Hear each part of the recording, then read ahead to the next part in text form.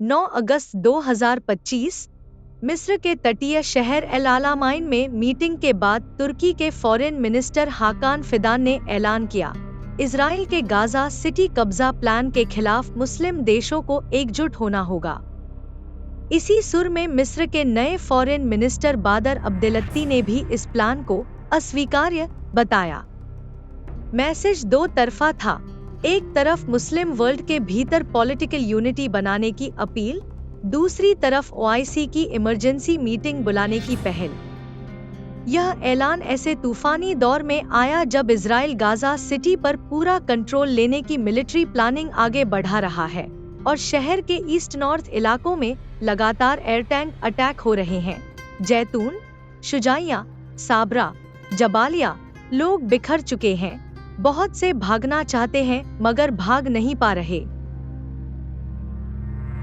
तुर्की ने कहा, ओआईसी को इमरजेंसी मीटिंग के लिए बुलाना होगा, सख्त जॉइंट स्टेटमेंट चाहिए।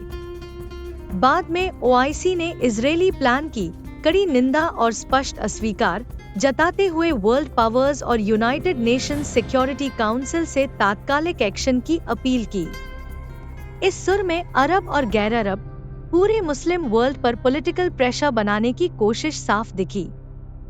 साथ ही पश्चिमी लोकतंत्रों के एक समूह Germany, United kingdom, France, Canada सहित ने बड़े पैमाने के ऑपरेशन के विरोध में जो जॉइंट स्टेटमेंट दिया था, उसने टर्की, इजिप्ट की डिप्लोमेटिक स्ट्रैटेजी को इंटरनेशनल सपोर्ट की एक और कड़ी दे दी।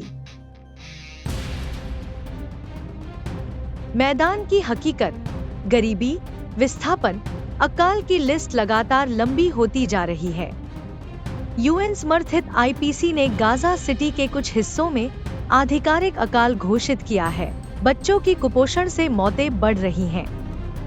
इसी बीच रोजाना के हमले, डर, खाद्य सहायता की लाइनों में गोलीबारी, सब मिलकर तस्वीर को मानवीय और राजनीतिक संकट के भारी पत्थर की तरह जमा कर रहे हैं।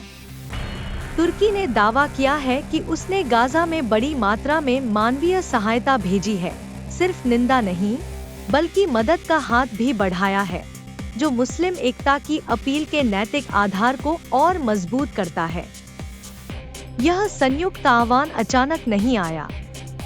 2013 के बाद दोनों देशों के रिश्तों में गहरी ठंडक थी, लेकिन 2023 में एम्बेसडर की पुनर्बहाली से डिप्लोमेसी में गर्माहट लौटी। 2024 में हाई लेवल विजिट एक्सचेंज से रिश्ता स्ट्रैटेजिक लेवल पर पहुंच रहा है। गाजा, लीबिया, ईस्ट मेडिटेरेनियन का गैस, यहाँ तक कि ट्रेड, सब कुछ ऑन द टेबल है। यह पुनर्मिलन आज के संयुक्त बयान के पीछे का स्ट्रक्चर है। जरूरी बैठक का लक्ष्य, एक समन्वित नीति पत्र जिसमें दखल के प्लान को अवैध घोषित करना, वॉरबिरती का रूपरेखा, मानविक कॉरिडोर और अंतर्राष्ट्रीय कानूनी प्रक्रिया ICJ ICC का समर्थन, सब शामिल होगा। यह दस्तावेज मुस्लिम दुनिया का संयुक्त डिप्लोमेटिक रिसोर्स है। तुर्की मिस्र के बयान को ध्यान में रखते हुए मैंडेटरी प्रोपोजल या कम से कम प्रेसिडेंशियल स्टेटमेंट लेने का प्रयास, हालांकि वीटो की पॉलिटिक्स हमेशा बाधक होती है। तुर्की ने सीधे UNSC से बाइंडिंग एक्शन लेने को कहा है। मिस्र रफाह सीमा, शरणार्थियों का प्रवाह और गाजा खाली करने की आशंका, इन सब का सेंट्रल प्लेयर है। इसलिए जब कैरो का सुर कठोर होता है, तो इजराइल गाजा वॉर पॉलिसी पर लॉजिस्टिक ह्यूमैनिटेरियन प्रेशर बढ़ जाता है। रफाह जोन पर दोनों देशों के पूर्व जॉइंट अपील की निरंतरता बनी हुई है। टर्की ने पहले ही इजराइल के खिलाफ कमर्शियल प्रेशर बनाया था। जवाबी प्रतिक्रिया में इजराइल ने टर्की पैलेस्टाइन ट्रेड को सीमित करने की धमकी दी थी। यह ट्रेड लीवर भविष्य में संयुक्त economic pressure, Arab Gulf market, energy projects, port facilities, इन सब की ओर संकेत करता है। अगस्त 4-24, 2025 टर्किश लीडरशिप लगातार इजराइल की अभियान की कड़ी आलोचना करता है।